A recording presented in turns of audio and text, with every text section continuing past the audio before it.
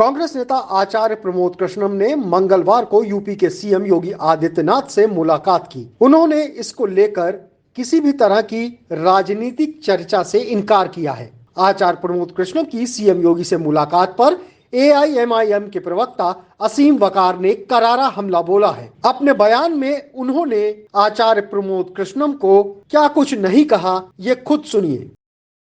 आज के दौर में बहुत से नेता कांग्रेस पार्टी और समाजवादी पार्टी में रहते हुए भारतीय जनता पार्टी के स्लीपर सेल की तरह काम कर रहे हैं और वक्त आने पर खुल जाते हैं और बीजेपी का सपोर्ट शुरू कर देते हैं। उन्हीं नेताओं में से एक नाम जो खुलकर सामने आया है वो है आचार्य प्रमोद कृष्णन का। आचार्य प्रमोद कृष्णन अंदर से अपने अंदर भारतीय जनता पार्टी को समाहित किए हुए थे।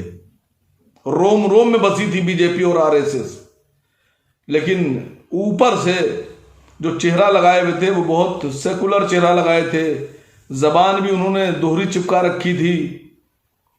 उस चेहरे के पीछे जो आचार्य प्रमोद कृष्णन का था, उसके पीछे एक नकली आचार्य प्रमोद कृष्णन थे। मैं लोगों से कहा करता था, कहता था कि इस आदमी से होशियार रहो, ये आदमी ठीक नहीं है, ये कभी भी बीजेपी की और मोदी की पैरवी शुरू कर देगा और बीजेपी को बढ़ाएगा। लेकिन लोग नहीं सुनते थे। मुसलमान, खास करके मुसलमानों में थोड़ी सी इंसान को पहचानने की सलाहियत पैदा करना पड़ेगी, अच्छे और बुरे को पहचानने की सलाहियत पैदा करना पड़ेगी। ऐसा नहीं है कि कोई भी आया, उसने 2 शेर पढ़े, 2 गजलें, 2 नगमे और नबी पाक की 2 नाते पढ़ी और आप उस पर भरोसा करने लगे। ऐसा नहीं होता है कि 2 नाते जिसने पढ़ दिए वो आपका हमदर्द हो गया। 2019 के लोकसभा में कांग्रेस ने प्रमोद कृष्णन को लोकसभा का प्रत्याशी बनाया लखनऊ से। ये मुस्लिम मोहल्लों में खड़े होकर मुसलमानों को साथ लेकर मस्जिदों के बाहर खड़े होकर नाते पढ़ने लगे कि जितना नबी तुम्हारा उतना नबी हमारा। मुसलमान बिल्कुल उतावला हो गया, बिल्कुल खुश हो गया।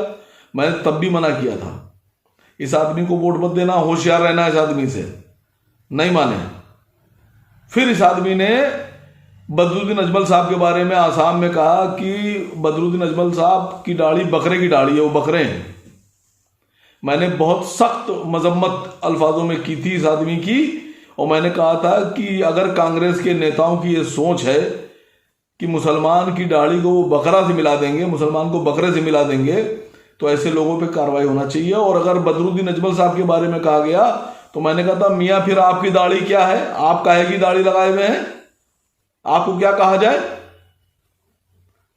और आज देखिए खुलकर सामने आ गए।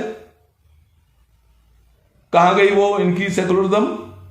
कल तक जो कहा करते थे कि नहीं वो मस्जिद है, बाबरी मस्जिद है, बाबरी मस्जिद है, मुसलमान बहुत खुश होता था। मुझसे 1-2 लोगों ने कहा कि नहीं वो तो बाबरी मस्जिद कहते हैं, कि नहीं बाबरी मस्जिद को गलत गिराया गया। मैंने उनको फोन करके पूछा उन साहब को, मैंने कहा आप तो बड़े करीब आदमी थे, खास आदमी थे। मैंने कहा अब वो आदमी कह रहा है कि राम मंदिर बनकर मोदी ने बहुत दुनिया में बहुत बड़ा काम कर दिया। तो जो साहब कल तक मुसलमान भाई मेरे दोस्त पैरवी करते थे प्रमोद कृष्णन की, वो सर झुकाए मुंह लटकाए बैठे हुए। असल में आचार्य प्रमोद कृष्णन को बढ़ावा दिया प्रियंका गांधी जी ने, जहां तक मुझे मालूम पड़ा। और मैं आज आप सबसे गुजारिश कर रहा हूं कि आपका हमदर्द आपका भाई हो सकता है। हर आदमी को आप नेता मानने ले रहे हो, मसीहा मानने ले रहे हो, नफरत आपको सिर्फ अपने लोगों से है। मेरे भाई, इंसान को पहचानिए। 2 नाते पढ़कर, 2 गजलें पढ़कर आपका मसीहा नहीं बनता है कोई, ना बनेगा। मसीहा आपका वही बन सकता है जो आपकी गाली खाने के बाद भी आपके लिए लड़ रहा है। उसका नाम है असद ओवैसी, जिसको आप बुरा बुरा कहते हो, बीजेपी एजेंट कहते हो, फिर भी वो आपके लिए लड़ रहा है, लोकसभा में बोल रहा है। वो है आपका नेता। हम लोग हैं आपके साथ खड़े हुए। सोचिए। और मैं फिर कह रहा हूं, नकली आचार्य टाइप के लोगों से होशियार रहिए। बीजेपी के लोग इनको कहते थे शुक्राचार्य। शुक्राचार्य जानते हैं? भारतीय जनता पार्टी के लोग कहते थे आचार्य प्रमोद कृष्णन को शुक्राचार्य। शुक्राचार्य मतलब राक्षसों का गुरु। कई बार टीवी पे मेरे साथ भारतीय जनता पार्टी के प्रवक्ताओं ने कहा कांग्रेसाचार्य है, कांग्रेसाचार्य है। और आज वो शुक्राचार्य और कांग्रेसाचार्य जो है वो बहुत इनके गले लग गया, सर पे बिठाए ले रहे हैं। ये कांग्रेस को समझना होगा, सपा को समझना होगा, भारतीय जनता पार्टी के स्लीपर जो सेल है इनको निकाल के बाहर फेंकना होगा। और मुसलमानों, आपसे भी गुजारिश कर रहा हूं कि ऐसे लोगों को पहचानिए, अपने भाइयों की बात को मानिए, अपने नेता पैदा कीजिए। अगर आप अपने नेता पैदा नहीं करेंगे तो हर लम्हे, हर पल, हर दिन, हर साल इसी तरह धोखा खाते रहेंगे।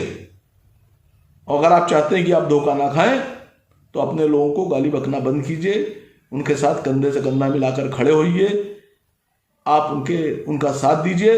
हम सब आपकी लड़ाई लड़ने के लिए यहाँ हमेशा 24 घंटे तैयार हैं। और ये जो नकलियाचार्य जैसे लोग हैं इनको पहचानिए।